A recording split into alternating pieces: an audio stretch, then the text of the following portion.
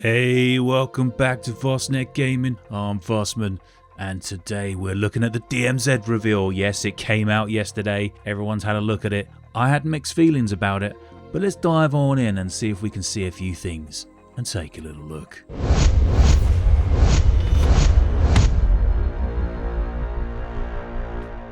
Oh yeah, so the DMZ reveal has finally happened.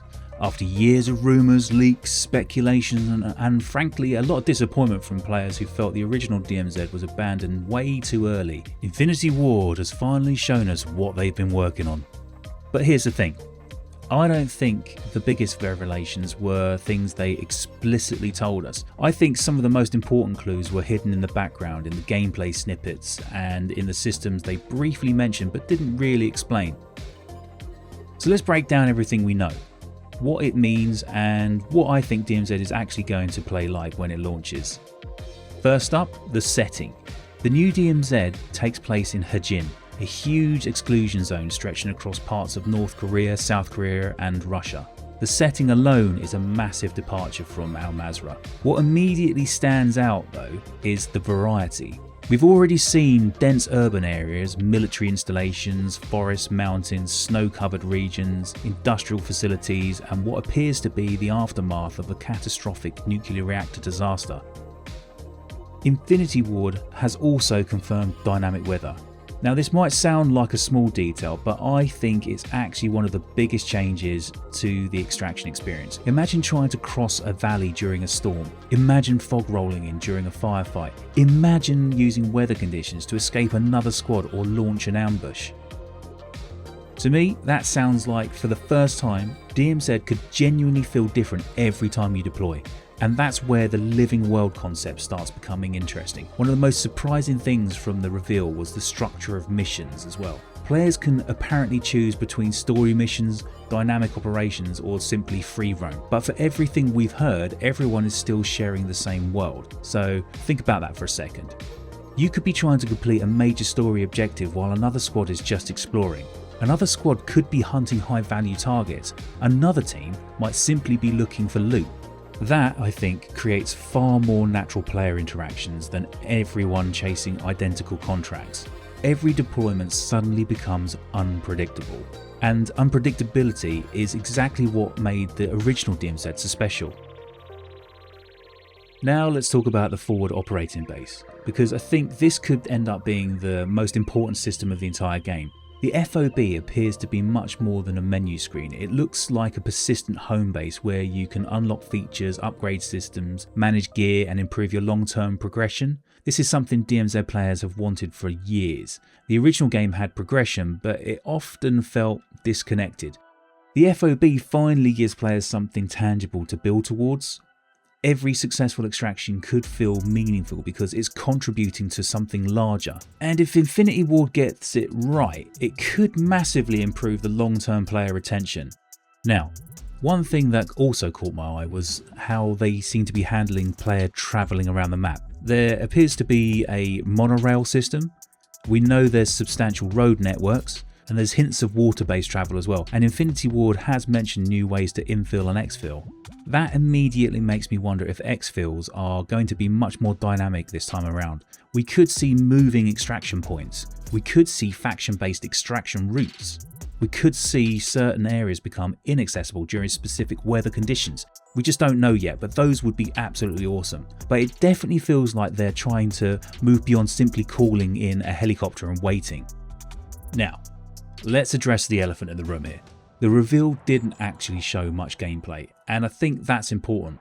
What we saw was highly curated, cinematic, controlled. The player movement looked deliberate, squads moved carefully, everyone seemed coordinated. And let's be honest, that is not how DMZ players behave. The real test will be seeing what happens when hundreds of thousands of players get their hands on these systems, because players always find the fastest, most efficient and often most chaotic way to play.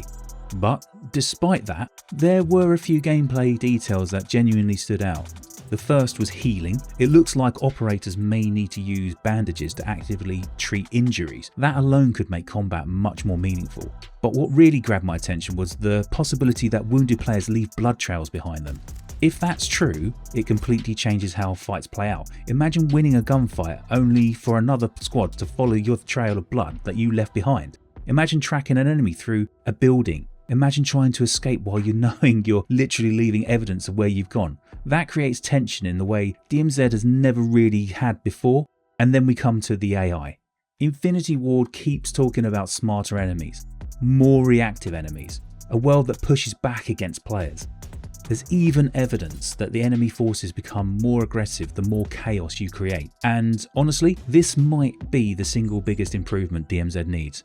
The original AI could be frustrating. Sometimes they were brainless, sometimes they were Terminators, but rarely did you get the real feeling of intelligence. If Infinity Ward can make an AI generally tactical, capable of flanking, investigating noise and reacting to stealth, then PvE encounters could become just as memorable as PvP fights.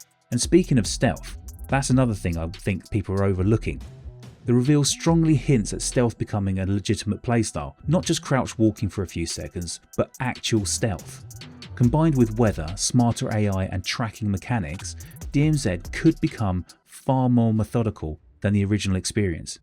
Finally, let's talk about some of the locations we've seen. There's a casino, there's a shopping centre, a bank vault, a nuclear reactor, a prison complex, military installations, and hidden areas throughout the map.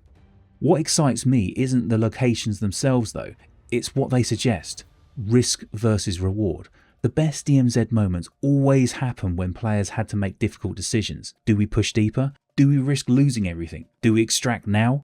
These locations feel designed specifically to create those moments, so overall, what do I think? I think Infinity Ward has learned a lot from the original DMZ. The reveal wasn't perfect, we still need proper gameplay, we still need answers about progression, economy, extraction mechanics and PvP balance, but for the first time in a long time, DMZ feels like a fully supported experience rather than an experimental side mode.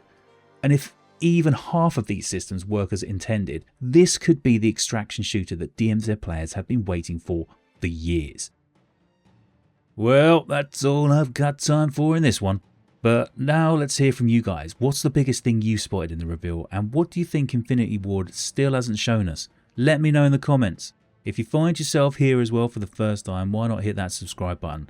And also hit the like button as well, because it helps out the channel an absolute ton. In the meantime, you take care of yourselves, be good to each other and be kind and all that stuff. And I will see you in the next one.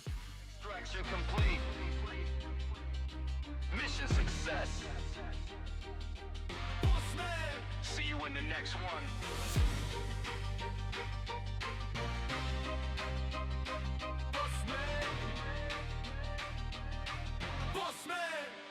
See you in the next one.